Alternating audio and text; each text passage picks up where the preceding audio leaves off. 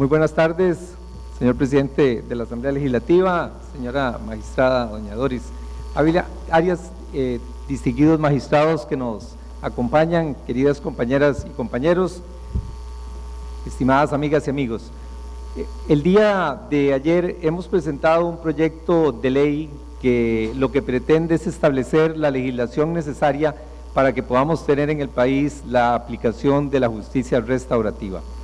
Debo decir que esta idea surgió de parte de diferentes grupos de personas interesadas en los temas penales que me hablaron y me buscaron para que buscáramos la forma de preparar una iniciativa legal en ese sentido, lo cual me motivó buscar a la señora magistrada, a doña Doris, que ha estado trabajando este tema por indicación del Poder Judicial y que tiene una gran experiencia, por supuesto, en el campo penal, pero además en el campo de la justicia restaurativa, para poder preparar una propuesta legal que podamos presentar a la Asamblea Legislativa y ojalá se pueda convertir en ley de la República. Muy brevemente, porque estas conferencias pues son precisamente en horas del plenario y tratamos de que el tiempo sea reducido, muy brevemente debo decirles, esta es una iniciativa que trasciende las banderas de los partidos políticos.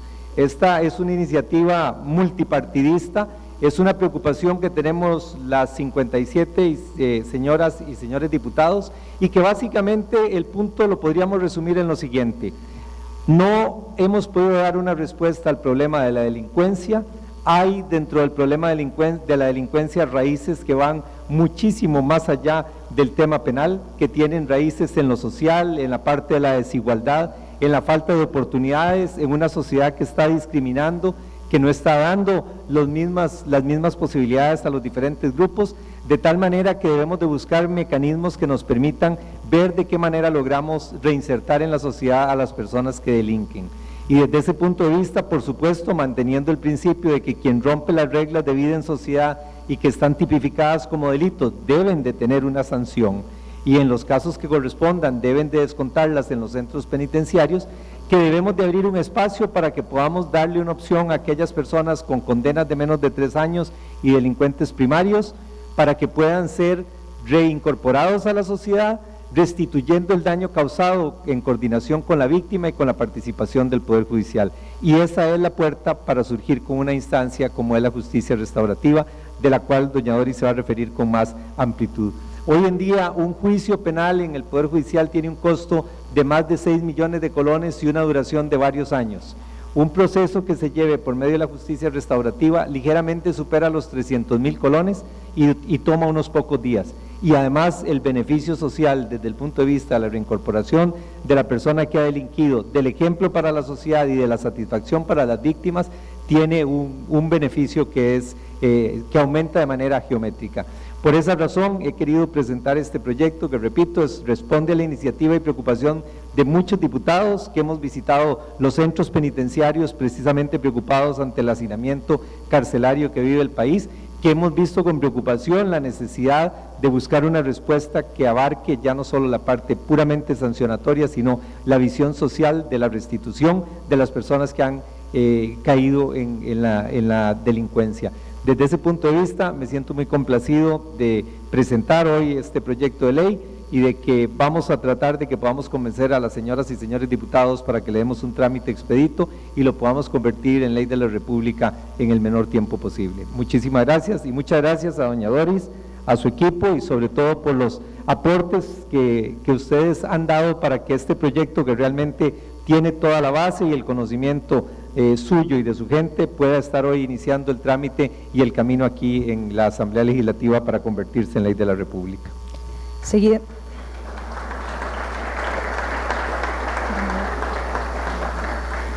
Seguidamente, para ahondar más en la materia, la doctora Doris Arias.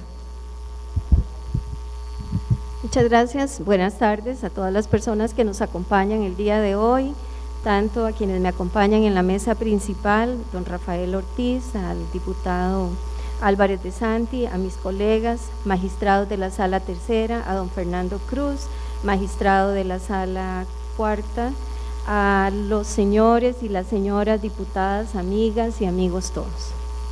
Bueno, este día es un día muy emocionante para mí. agradezco la invitación que me realizara por una parte don Antonio Álvarez de Santi para participar en esta conferencia de prensa, pero también para comentar cuál ha sido la experiencia del Poder Judicial costarricense con la justicia restaurativa. Iniciamos un proyecto en el 2012, este proyecto inicia en el Poder Judicial como un proyecto piloto, creyendo que iba a ser una cosa pequeña, creyendo que íbamos a dar una solución integral a los conflictos, pero que íbamos a trabajar en algo pequeño. Esto fue creciendo paulatinamente, se convirtió en una comisión en la que participaron el Ministerio Público, la Defensa Pública, la Oficina de Atención a Víctimas y Testigos, también la Oficina de Defensa Civil y la Judicatura, para finalmente tener hoy unos datos importantísimos y muy relevantes. Aquello que comenzó como un proyecto piloto se convirtió también en un pilar fundamental dentro del plan institucional, de tal suerte que hoy uno de los objetivos estratégicos del Poder Judicial es trabajar en justicia restaurativa. Y esto nos ha permitido un abordaje, como les digo, diferente, un abordaje integral de la conflictividad penal. Cuando llegamos por primera vez al programa de justicia restaurativa, pedimos algunos datos estadísticos y nos mostraron que habían aproximadamente 10.000 medidas alternativas que estaban siendo supuestamente reguladas por el Ministerio de Justicia. Pero cuando revisamos si efectivamente había cumplimiento de esos acuerdos reparadores o de esos acuerdos de suspensión del proceso a prueba, nos dimos cuenta que apenas habían 3 funcionarios para darle seguimiento al cumplimiento de los acuerdos reparadores. ¿Quién iba a tener en un país como Costa Rica oficiales de probation, como se llaman en otros países, oficiales de prueba? 10.000 personas siendo controladas por 3 personas. Eso hacía que los incumplimientos fueran muy amplios, hacía también que hubiese una reincidencia muy grande, a la par de lo que normalmente se establece en estos delitos, y es que la suspensión del proceso a prueba solo se revoca si hay una condenatoria en firme. Entonces eso implicaba una gran impunidad para los acuerdos que se estaban dando por parte de las suspensiones del proceso a prueba. Pero si además de esto contábamos con que había reclamos ciudadanos en el tema de la inseguridad ciudadana, teníamos también reclamos porque las víctimas no eran atendidas lo suficientemente. Las víctimas siempre se preguntan, ¿por qué a mí? ¿Por qué yo 2 veces? ¿Por qué razón no recibo nada más que el dictado del derecho de parte del Poder Judicial? Pero la solución del conflicto, algo que satisfaga realmente a las víctimas, esto no había llegado. Y si vemos que ocurre también de parte del imputado, que en justicia restaurativa se llama ofensor, para cambiar también esa visión que normalmente tiene la comisión de un delito, porque ya lo señalaba el diputado Álvarez de Santi, en Costa Rica tenemos muchísima exclusión social, muchísimo trabajo relacionado con el tema de las drogas, del microtráfico, que finalmente quienes consumen drogas necesitan para satisfacer ese consumo, en algunos casos cometer delitos. Estas personas entran a la cárcel con lo que significa finalmente entrar a una subcultura carcelaria donde van a ser afectados muchos derechos, pero también con un traslado de la pena privativa de libertad a las personas. Y luego nuevamente el tema de la inseguridad ciudadana. Finalmente presentamos el proyecto y hoy con mucho orgullo les he presentado algunos datos estadísticos. Pueden abrir ustedes este documento que les presentamos y ahí les mostramos algunas estadísticas. Más de 980 casos resueltos con justicia restaurativa, 908 con un acuerdo restaurativo cumplido y con una tasa de incumplimientos del 4%. Si bien es cierto, aquí se señala un 6%, la tasa de cumplimientos es de un 94 a un 97%. Pero por otro lado, también nos pensábamos que cuando hacíamos el programa de justicia restaurativa, probablemente la comunidad no iba a entender que estamos trabajando en una forma diferente y que la comunidad iba a requerir también que en algunos casos nosotros tuviéramos oportunidad para que la gente, en lugar de ir a una cárcel en un cumplimiento negativo, pudiese hacer algo positivo por la sociedad. La sorpresa más grande la tuvimos en la sociedad civil. Aproximadamente en este momento tenemos 646 redes de apoyo institucionales, ONGs que funcionan en todo el país, que han permitido que las personas que han cometido delitos en esta criminalidad leve y mediana puedan acceder a estos beneficios. ¿Qué ha ocurrido entonces? Don Antonio nos daba unas cifras de cuánto cuesta el abordaje de una persona privada de libertad. En cambio, nosotros hemos transformado esos números en los siguientes números que están aquí también. 92 millones de colones donados a las víctimas e instituciones que conforman las redes de apoyo. 112.000 horas de servicio comunitario contabilizadas versus el tema de ingreso a la prisión. 16.442 horas de abordaje socioeducativo. ¿Esto qué quiere decir? El abordaje socioeducativo, muchas veces las personas privadas de libertad o el imputado comete un error en su vida y tiene que trabajar para solucionar y solventar este problema. El día de hoy incluso nos acompaña una persona que pudo participar en un programa de restauración. Cuando conversamos con él y la transformación que ha ocurrido en su vida, nos motiva a trabajar precisamente en que hay algo más que la pena privativa de libertad, hay algo más que la cárcel que las personas pueden, al cual las personas pueden acceder. Por si fuera poco, nosotros hicimos una encuesta de satisfacción. El 97% de las personas encuestadas en dos momentos diferentes están respondiendo que se sintieron mucho mejor en los abordajes restaurativos que en los abordajes tradicionales, porque como les decía, la gente está cansada solamente de que el juez dicte el derecho. Hay que resolver, hay que entrar a las raíces del conflicto y lo más importante, como les digo, la gente no reincide. Bueno, cuando don Antonio me permite la posibilidad de que pueda revisar el expediente que ya hoy tiene número 9935, como señalé al inicio, la propuesta supera la experiencia actual de la justicia restaurativa para una propuesta mucho más de avanzada. En forma sistemática plantea la reforma una cobertura tanto de la ley penal como la ley penal juvenil, con medidas penales y procesales en el que se introduce el paradigma restaurativo y reparador para las víctimas, para los ofensores y para la comunidad, frente a la comisión del delito para reparar los daños, pero también para cumplir aquellos fines del derecho penal, fines preventivos generales y fines preventivos especiales. La propuesta legislativa, según tuve oportunidad de revisar, parte de un enfoque diferencial del fenómeno criminal. Es para la criminalidad leve y en algunos casos mediana, acorde con los principios de proporcionalidad y razonabilidad. La criminalidad no grave puede recibir otras respuestas distintas a la privación de libertad con alto apoyo y alto control. Un aspecto que me parece fundamental y que permite ese crecimiento es el reconocimiento de las víctimas y sus derechos a ser reparada conforme a la normativa internacional.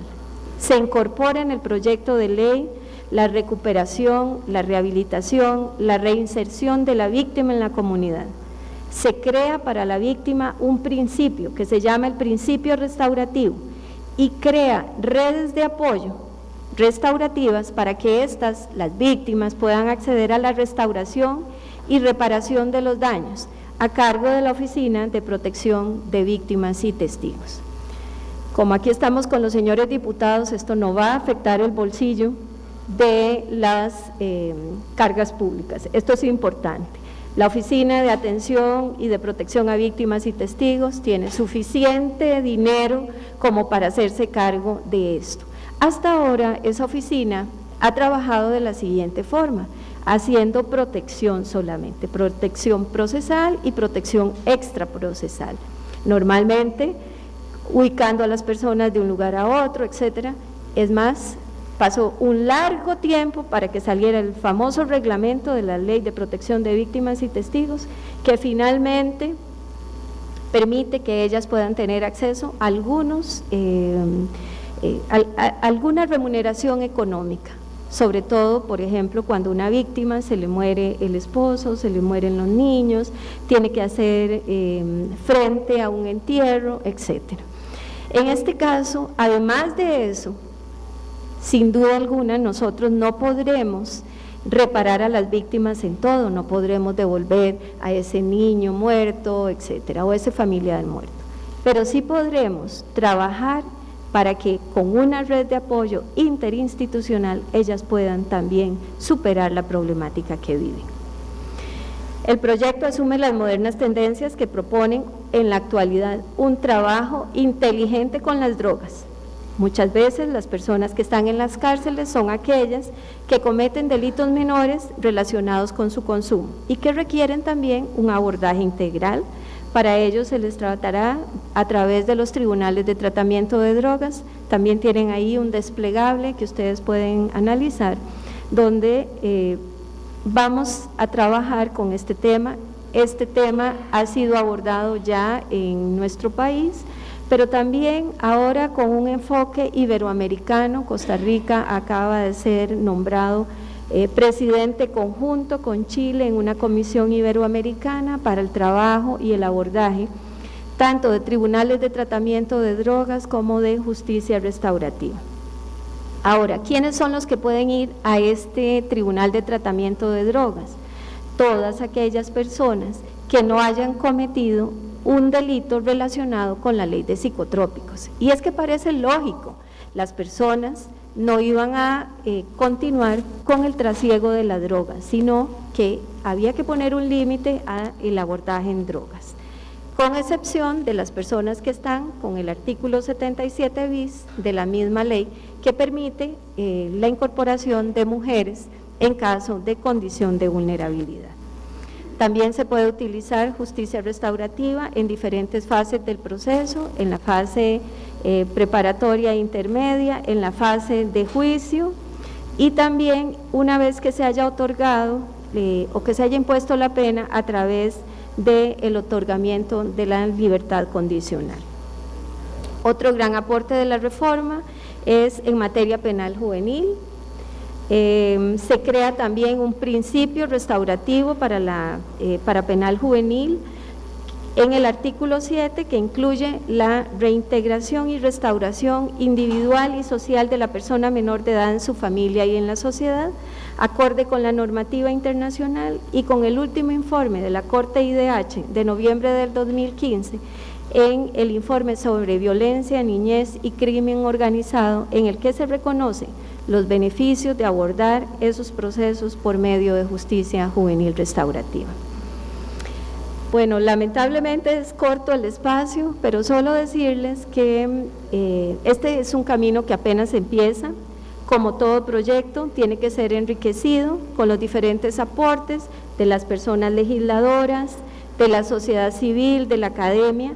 Esperemos que el resultado final nos coloque como pioneros de una legislación moderna, acorde con principios de derechos humanos. Espero que esta hoja de ruta permita definir la política criminal de los próximos tiempos con criterios ampliamente cimentados en nuestra democracia, de diálogo y armonía, de respeto mutuo en la búsqueda del desarrollo humano y la paz social de nuestra amada Costa Rica. Muchas gracias.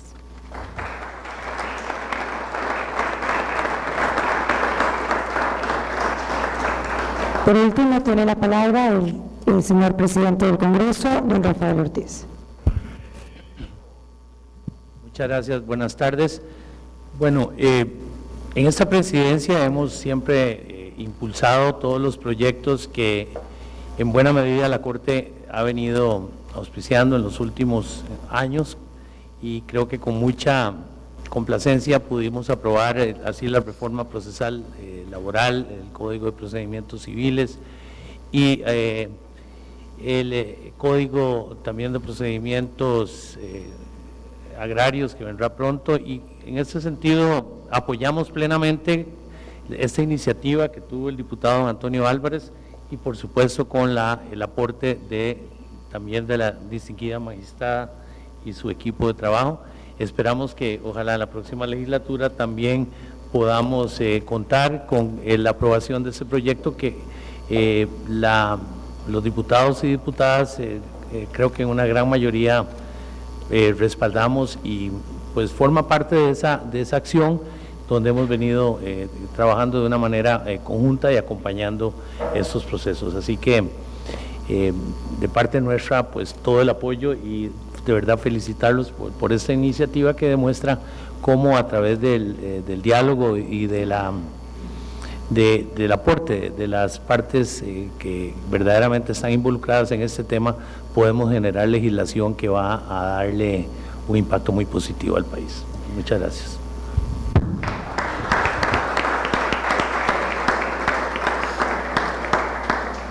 Muchas gracias por acompañarnos.